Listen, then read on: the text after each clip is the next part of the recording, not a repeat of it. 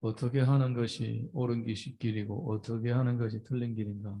또 설령 그게 옳은 길이라고 할지라도 이게 최선의 길인가 아니면 최악의 길인가 이렇게 우리는 많이 생각을 합니다. 어느 분이 대학교를 다닐 때에 저한테 한번 질문을 한 적이 있습니다. 1학년 때에는 외국어 선택 과목을 영어로 했는데 2학년 때에는 영어로 할까 독일어로 할까 고민을 하고 있다는 거예요. 그래서 제가 대학 시절에는 시야를 넓혀가는 과정이니까 이것저것 많이 접촉해보고 하는 것이 중요할 것 같다. 그래서 내가 생각에는 영어를 1년 동안 공부해 봤으니까 독일어도 한번 공부해 보는 것이 좋지 않겠는가 조언을 했습니다. 선택 과목 하나를 선택하는 것도 고민을 하고 이것이 내 학업에 도움이 되는가 유익이 되는가 생각하면서 공부를 합니다. 뿐만 아니죠. 우리가 쇼핑에서 물건을 살 때도 많이 고릅니다. 어떤 것이 좋을까? 그리고 똑같은 품목 중에서도 인터넷 쇼핑해도 똑같은 물건도 가격이 천차만별이더라고요. 네, 또 백화점이라든가 이런 데 가서도 마찬가지입니다. 여기에는 이 값인데 다른 데는 더 싸지 않는가 찾아가지고 또 선택을 합니다. 뭐 물건뿐만 아니라 결혼할 때도 어떤 배우자를 만나서 결혼할까 생각을 많이 합니다.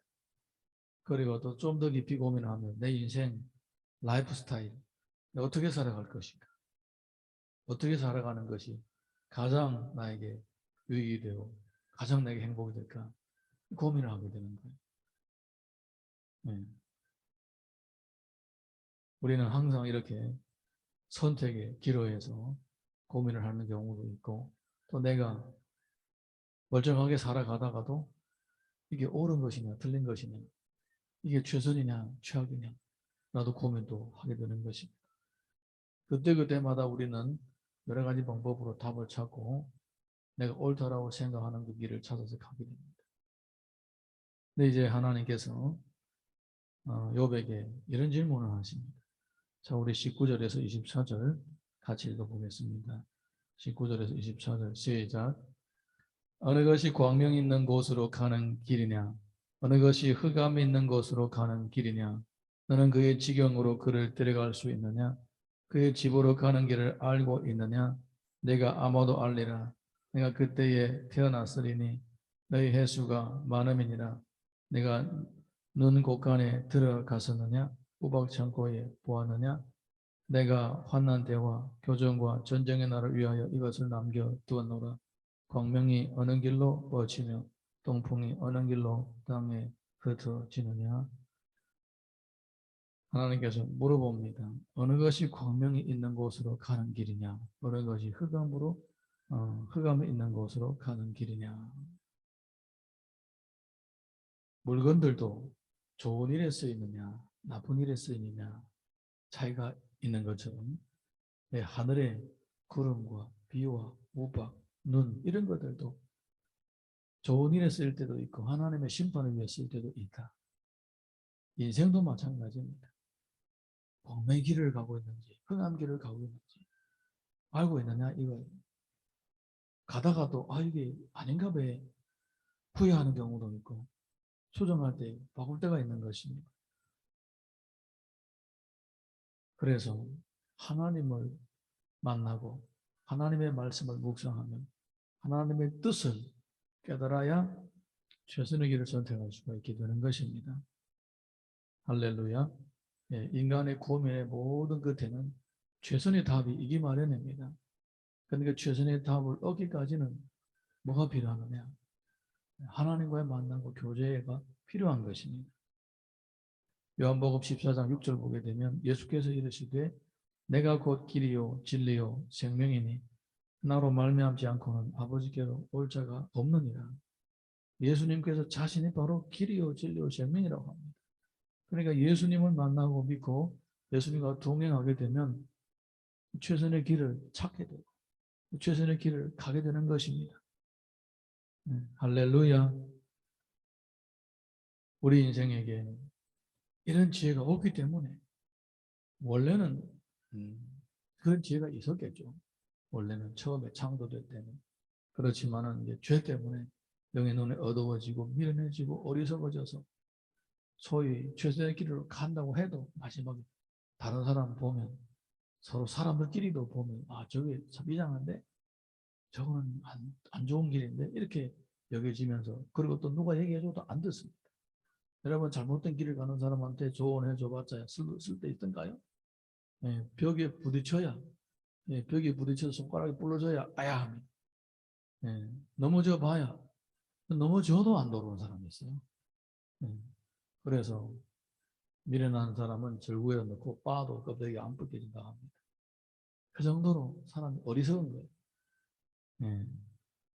그러니까 참된 길은 주 안에 있는 것이고 또 그 길을 얻을 수 있는 사람은 은혜를 입은 자이라는 거예요. 할렐루야. 예수님을 만나고 믿고 섬길 때에 우리에게는 최선의 길을 선택하고 최선의 길을 갈 수 있는 확률이 확 높아지는 거예요. 자, 우리 이어서 25절에서 30절 읽어보겠습니다. 25절에서 30절 시작. 누가 홍수를 위하여 물길을 터주었으며 우레와 번개길을 내어 주었느냐. 누가 사람 없는 땅에 사람 없는 광야에 비를 내리며 황무하게 황폐한 토지를 흡족하게 하여 연한 풀이 돋아나게 하였느냐. 비에게 아비가 있느냐. 이슬 방울은 누가 낳느냐. 얼음은 누구의 태에서 났느냐. 공중의 소리는 누가 낳느냐. 물은 돌같이 굳어지고 깊은 바다의 수면은 얼어 부느니라. 이렇게 하나님께서 바다와 또 강과 하늘에 있는 물들을 다 주관하고 때를 따라 필요에 쓰신다는 겁니다. 그거를 알고 있느냐? 너는 알고 있느냐? 그리고 네가 알 필요가 있느냐? 몰라도 멀쩡하게 살아가지 않느냐? 이런 식으로 하나님께서 욥에게 말씀하고 계십니다. 하나님은 하나님의 통치와 하나님의 다스리심, 우리 인간이 알 수 있는 분야는 너무너무나도 적습니다. 그런데 몰라도 믿음 생활하는데 또 우리에게 주어진 행복을 찾아가고 누리는 데는 전혀 불편함이 없는 거예요. 알면 더 좋고 몰라도 부족함이 없습니다. 그래서 이런 거는 알아도 되고 몰라도 되는 거는 하나님께서 굳이 모든 사람에게 알려주지 않는 거예요. 특별히 알고 싶어하는 사람들만 알게 하는 것이고 그렇지만 구원의 지식은 그렇지 않은 거예요. 예수 그리스도를 믿고 믿음으로 사는 이 길은 하나님은 모든 사람에게 다 알려주시기를 원하십니다. 그래서 주께서 예수님께서 제자들에게 온 천하에 다니면서 만민에게 복음을 전파하라 이렇게 말씀하시는 것입니다. 어느 때 비가 필요하고 어느 때 우박이 필요하고 어느 때 추운 날씨가 필요한지 그거는 하나님이 알아서 다 하시는 것입니다. 그리고 사람이 할 수 있는 것은 그 상황 가운데서 적응해 나가면서 살면 되는 것입니다. 다 몰라도 됩니다. 그렇지만 구원에 관한 것, 내 인생의 앞길에 관한 것은 반드시 알아야 되겠죠. 그래서 하나님께서는 그 길을 우리들에게 알려주시기를 원하시는 것입니다. 31절에서 33절 보겠습니다. 31절에서 33절 시작. 내가 묘성을 매여 묶을 수 있으며 삼성의 띠를 풀 수 있겠느냐. 너는 별자리들을 각각 제때에 이끌어낼 수 있으며 북두성을 다른 별들에게로 이끌어갈 수 있겠느냐. 내가 하늘의 교도를 아느냐. 하늘로 하여금 그 법칙을 땅에 베풀게 하겠느냐. 아멘. 하늘의 별들을 봐라요. 저 별들을 내 마음대로 할 수 있느냐? 그 별들을 마음대로 할 수 없다고 해서 내 인생에 무슨 지장이 있느냐? 그 얘기인 것입니다. 자, 우리 이어서 34절에서 38절 시작. 내가 목소리를 구름에까지 높여 넘치는 물이 내게 덮이게 하겠느냐? 내가 번개를 보내어 가게 하되 번개가 내게 우리가 여기 있나이다 하게 하겠느냐? 가슴 속에 지혜는 누구가 준 것이냐? 수탁에게 슬기를 준 자가 누구냐? 누가 지혜로 구름의 수를 세겠느냐? 누가 하늘의 물주머니를 기울이겠느냐? 티끌이 덩어리를 이루어 흙덩이가 서로 보게 하겠느냐? 아멘. 이 천지 만물을 다스리고 비 오게 하고 또 짐승에게도 지혜를 주는 것은 누구냐? 누가 그렇게 하시느냐? 물어보는 거죠. 사실은 모든 지혜의 근본은 하나님이십니다.